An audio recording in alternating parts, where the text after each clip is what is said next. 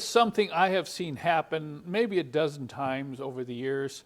And it seems to always be with these W123s. Watch what happens when I open and close the door. Watch closely. Oh, that was cool. Now watch again. It's locked. You see that? That thing just fell down on its own. Sometimes I slam the door, it'll fall down. Now, if it didn't have the windows, I'd have to go get the key, but let's see it do it again. Oh, see?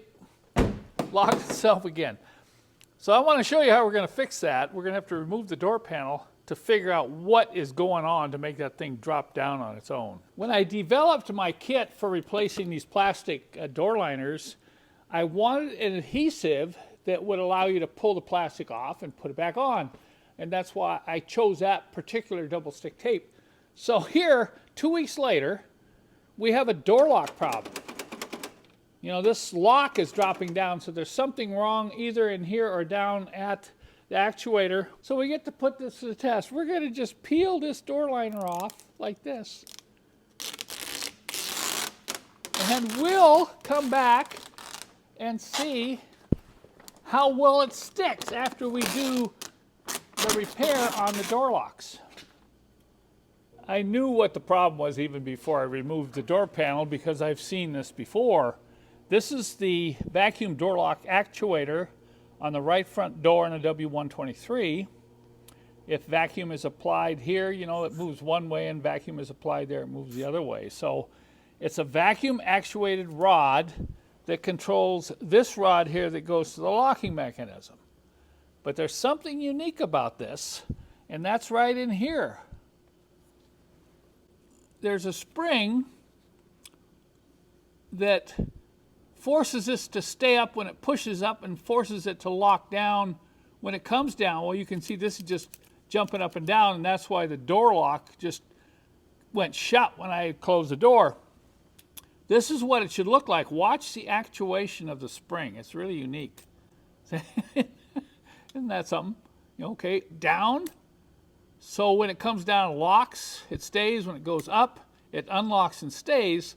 And in the case of this one, it's just moving, and that's why that door lock knob just dropped down when I either opened or closed the door.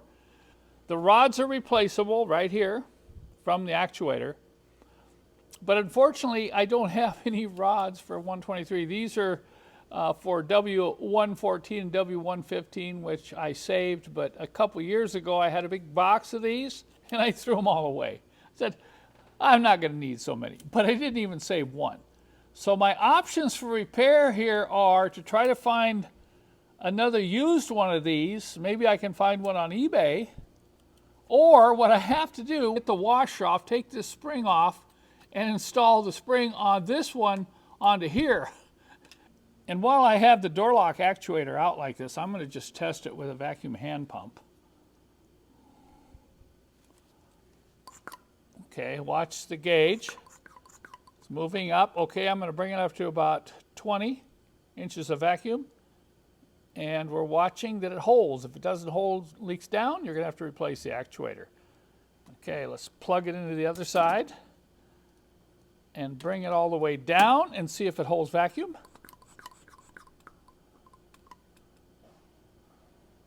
Look at that. That's great. These are still available new, but in this case, I'm going to use this one because it's working fine. I decided to go ahead and fix this rather than wait to get one used somewhere.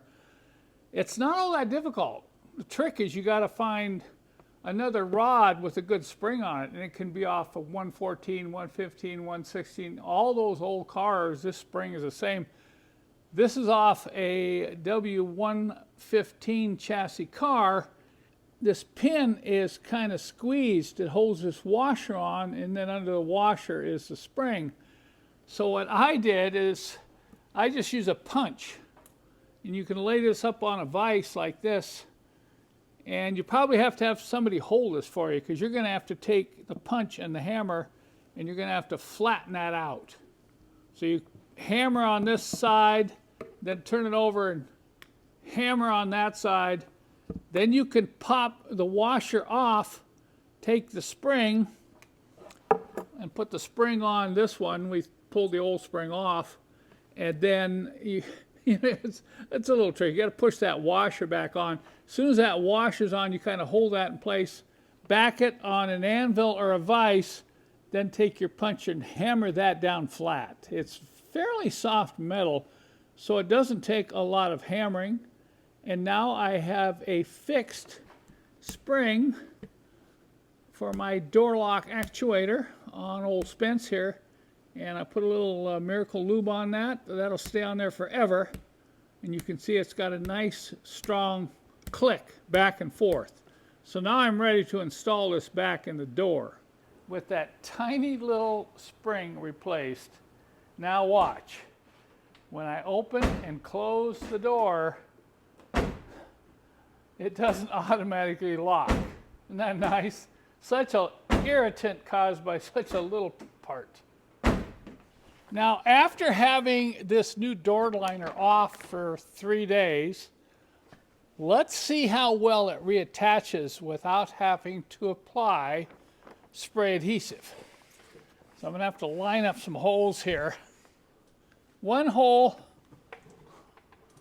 lined up right here, okay? Now I'm going to come across over here and get a hole lined up right there and there. Okay.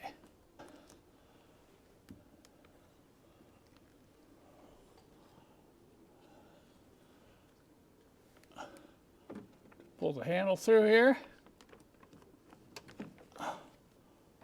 Okay, we're going to get this hole lined up right there, and then I can tack it along the top.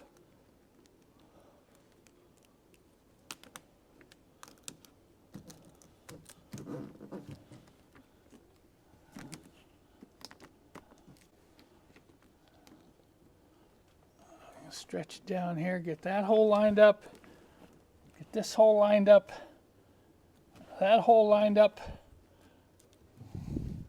Once I get it tacked, then I'm going to rub it down nice and tight here.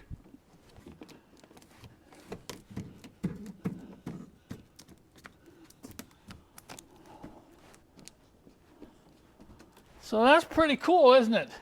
To be able to remove the door liner and reattach it without having to grab a can of messy spray glue. Now we're ready to reinstall the door panel, but before I do that, I'm going to fire this car up and make sure the door locks are working properly.